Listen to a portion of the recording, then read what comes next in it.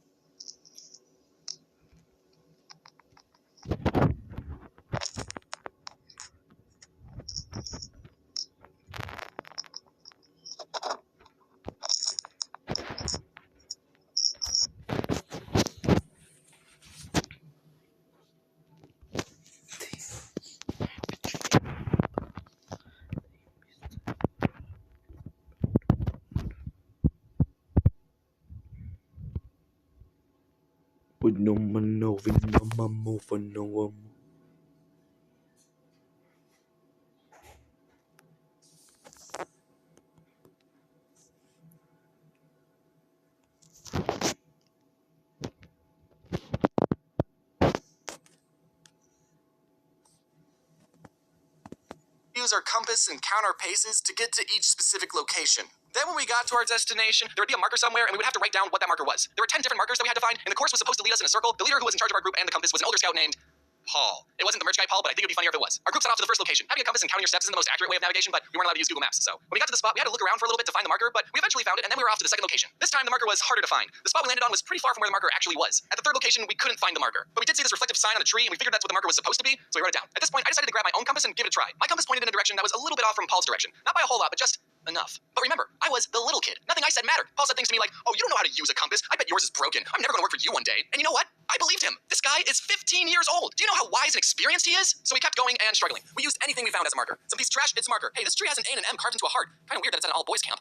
Do you think that it's a marker? Eventually, we all had to admit that we were completely lost. The other boys told Paul to hand over his compass, and Paul reached into his pocket, pulled out his compass, and 2 buzz magnets. Buzz magnets are magnets that are shaped like a bullet, and you can throw them up in the air, and they make this cool buzzing sound. They sold them at the camp store, so that's why Paul had them. And everyone immediately figured out why we were lost. For those of you who don't know how compasses and magnets work, I don't know either. I think it has something to do with them coming from outer space. A compass is supposed to point to the magnetic North Pole, and a magnet will mess up the direction a compass is supposed to point in. Paul's compass wasn't pointing to his pants the whole time. We would have been suspicious if that had happened. But because his compass was right next to a magnet, it got uncalibrated, and then we all got lost in the woods and died. And that's why I don't have an orienteering merit badge. I was upset because my compass probably wasn't broken, but I didn't stand up for myself.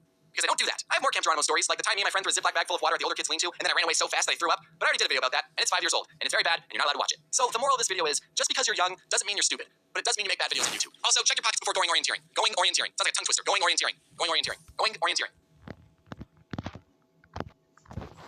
At my Subway, you would spend your entire 5 to 6 hour work shift with only one other person. And Subway, you would spend your entire 5 to person.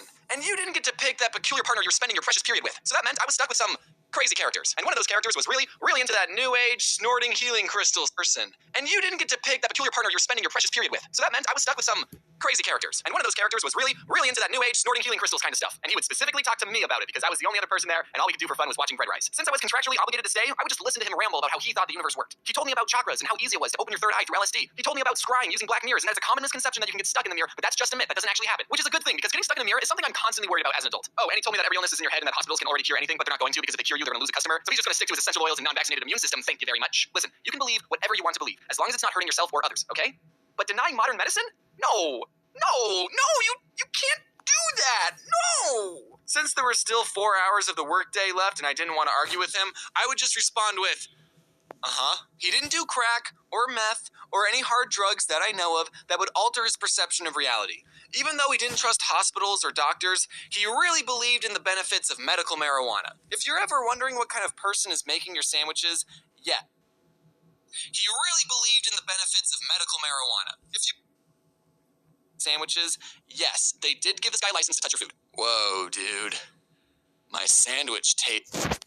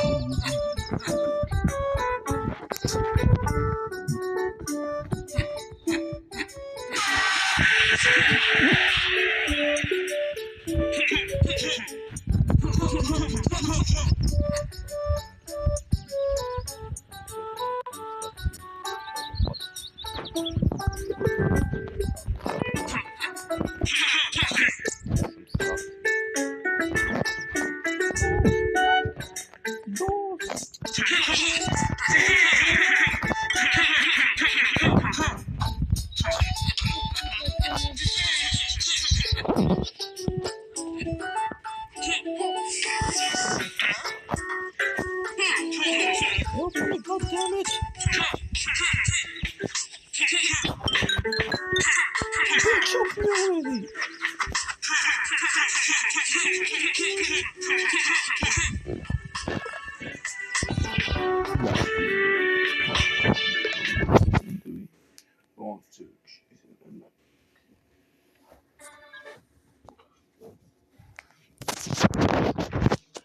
Damn, took you already left. Damn it.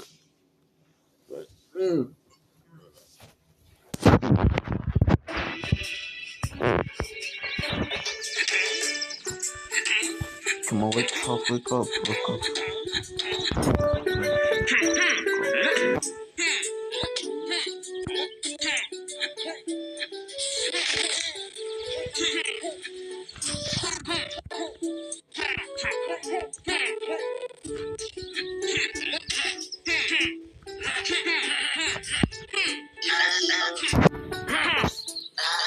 They may have either test or popular and before it was used. There's the worst in the West, or maybe these will try to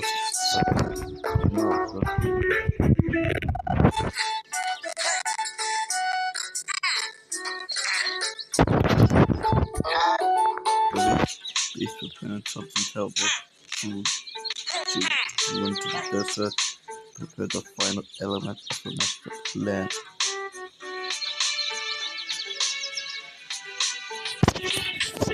Damn, that's cool. Not desert, the backhand that you find all the coins.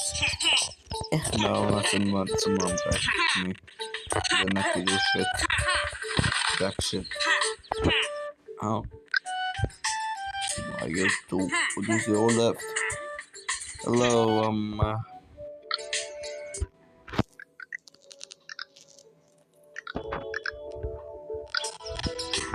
what's that? Oh, you're going. No, I'm going to kill you. Not. But my God, so difficult. But come back, come back. Come back. Big shot, come back. Now have the diabetes now. Diabetes now. I have a that's you can catch me, on the there. You there? Wake up, man.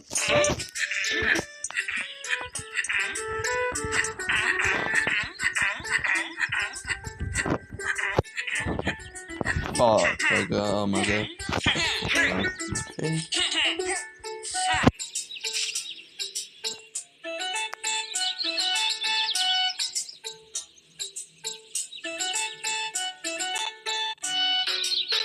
Oh, just he left. Also, okay.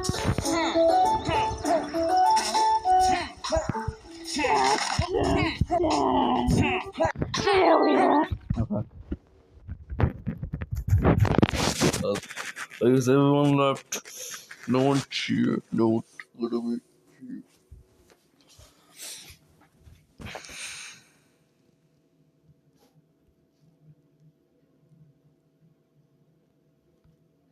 Did my eyes deceive me, or did I see?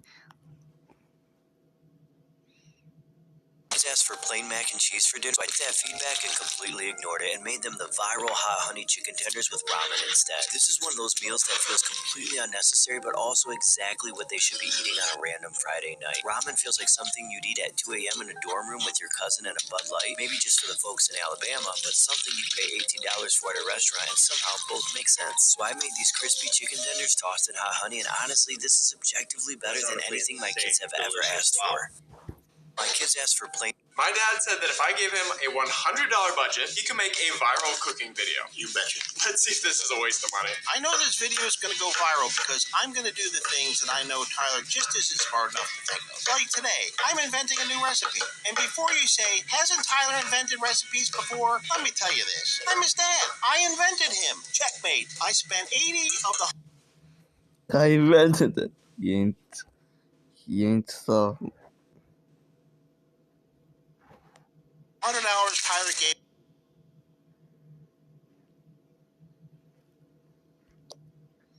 Oh, yes, I do have a point, events.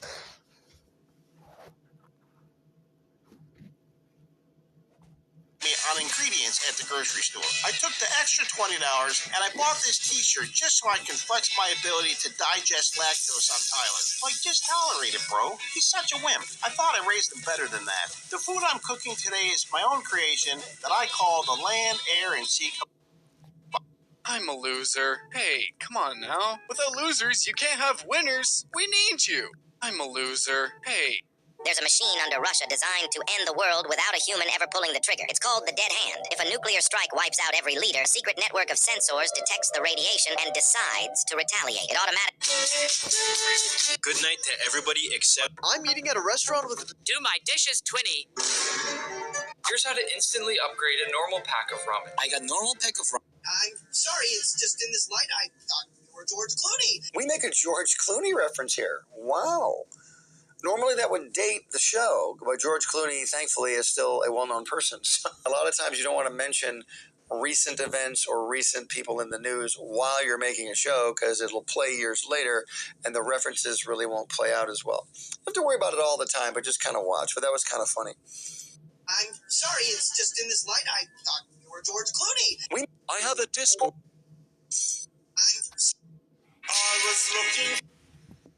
I was looking for a job and a blah blah. Oh my god, guys, oh my god.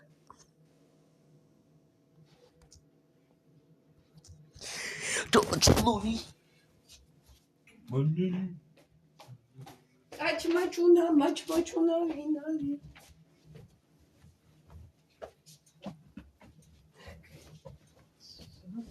You could